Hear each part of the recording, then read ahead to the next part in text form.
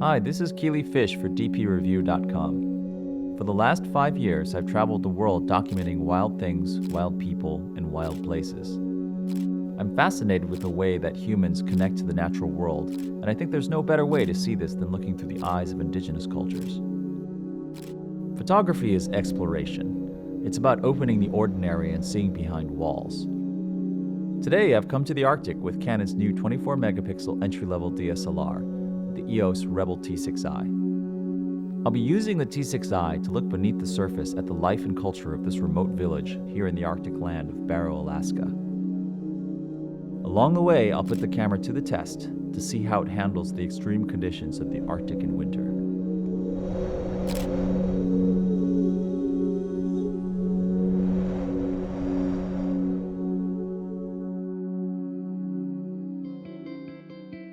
Before arriving, I made contact with Jana Harchik, a cultural ambassador for the Inupiat who works as a language teacher.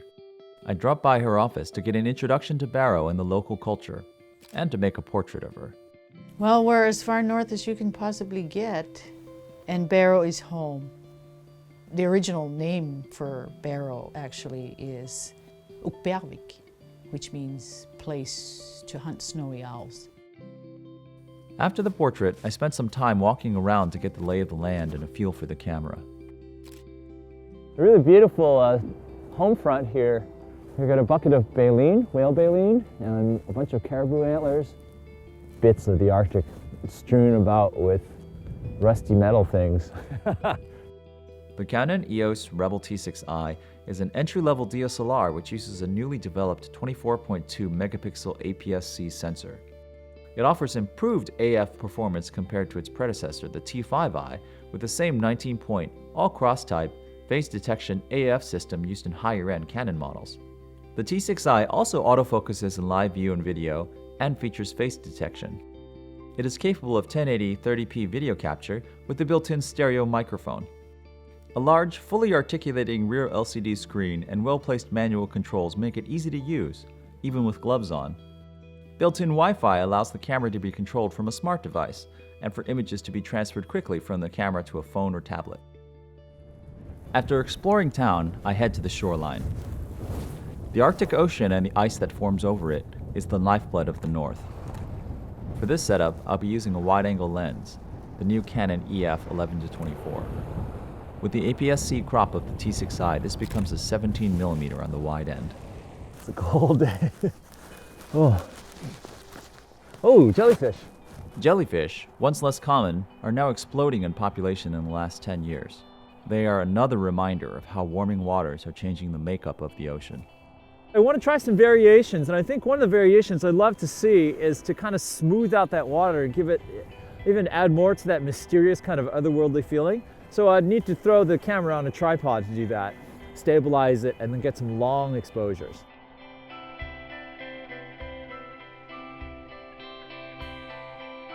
Adjacent to the shore is a camp called Shooting Station. It serves as the summer hub for fishing and whaling. But today it's a ghost town with mounting snowdrifts and even a set of palm trees made from whale baleen. To tell the story of the Inupiat without understanding whaling would be incomplete. Whaling is a part of our life that really defines who we are as a coastal people. We've been whaling for hundreds and hundreds of years. Our ancestors were whalers. Our children's children's children's children will hopefully be whalers. For nearly everything we do is in preparation for the next whale hunt. Today, the Inupiat still hunt bowhead whales, which have recovered from the dark days of commercial whaling. They are one of the few peoples in the world who are permitted to whale within a tight quota for subsistence. As fate would have it, I lucked out and ran into an Inupiat whaling captain, Robert, and his wife JJ on the flight up from Anchorage. This is called unalik.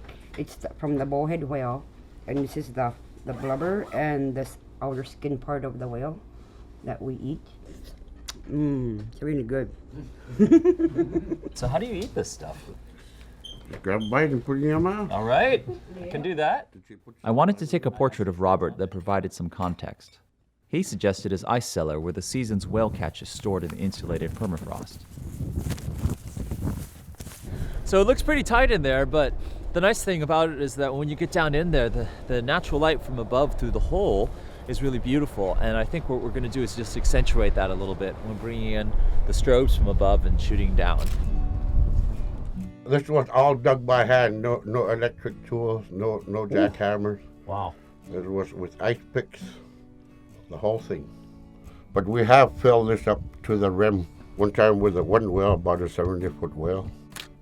I've been all over this land with my uncle. He taught me everything there is to know. He taught me how to set a gill net under the ice, taught me how to butcher caribou, taught me how to cut fish. A well don't like dirty cellars. So if it's clean, we might get lucky and bring home a whale. The muktuk's a little slippery, huh? The next morning, I met up with Sheldon Adams and his wife Nora to get a few more portraits. Like Robert, Sheldon is a whaling captain and in charge of a crew of a dozen. I started when I was like about 10, 12 years old. That's when we can learn how to oar in the ocean, how to do it right without making noise. With skin boats. As it happened, this morning was my first glimpse of the sun. It provided a beautiful diffuse light from directly over the horizon. Do you do any of the traditional dances? I need a drummer. In just another week, the sun will leave the land in an unyielding polar night and not return for 2 months. After getting some portraits, I headed over to the Inupiat Heritage Center where I met James, a retired teamster turned bone and ivory carver who was born and raised in Barrow. Although it might be a little cold, but we were born here, you know, you have to understand. This is home. Well, I'm setting up this portrait here with James out here on the tundra. We're kind of setting it up on a tripod and looking at it through live view so that I can get a little bit more control over the tones of the white exposure. All right, I'm gonna go ahead and fire off a couple tests. It's a lot of work to try and keep our culture alive because it's so important. You don't want to forget who you are too, right, Kiliii? That's right, absolutely. Okay, it's exactly the same way up here.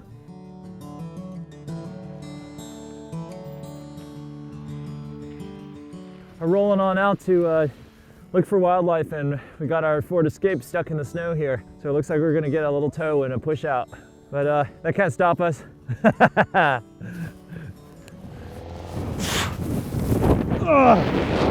After getting pulled out of the drift, I headed out on foot in search of snowy owls with a Canon EF 600mm. I'm pretty surprised by how the T6i is performing out here. It's doing an admirable job. It's doing an amazing job, actually.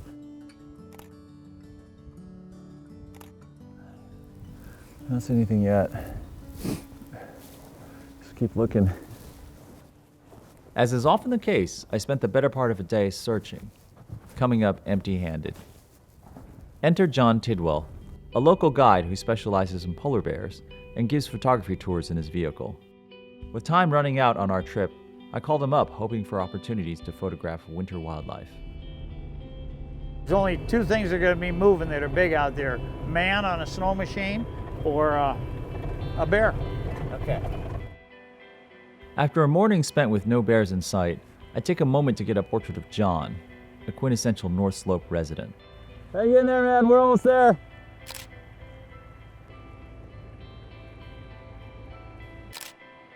Then we're headed back south, where we happen upon fresh polar bear tracks in the snow.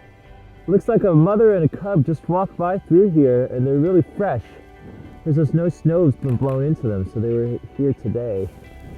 It's a mother and cub making a direct line towards the sea. I follow their path along the beach. But the truth is, they are probably swimming to the sea ice on the horizon.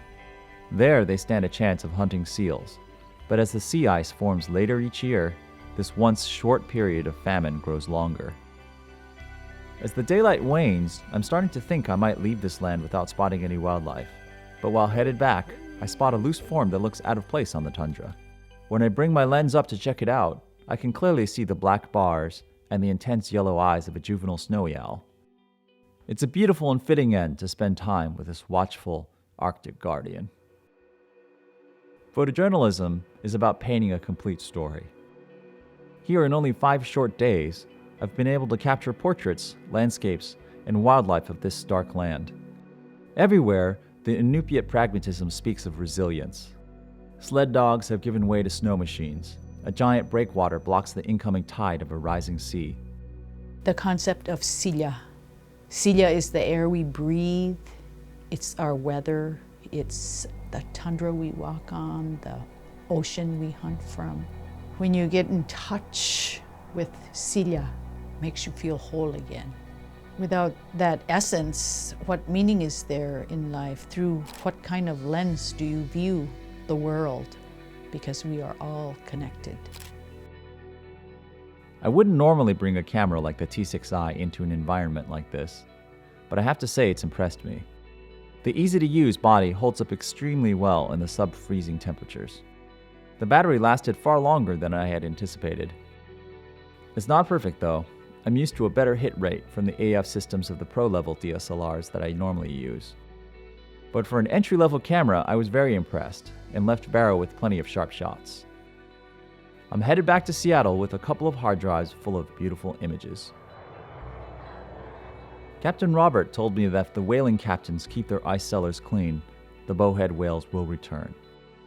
As I fly back over this frozen land burning jet fuel, I think about the Inupiat respect for the land. And I think about cleaning up my ice cellar. For DPReview, I'm Kiliii Fish.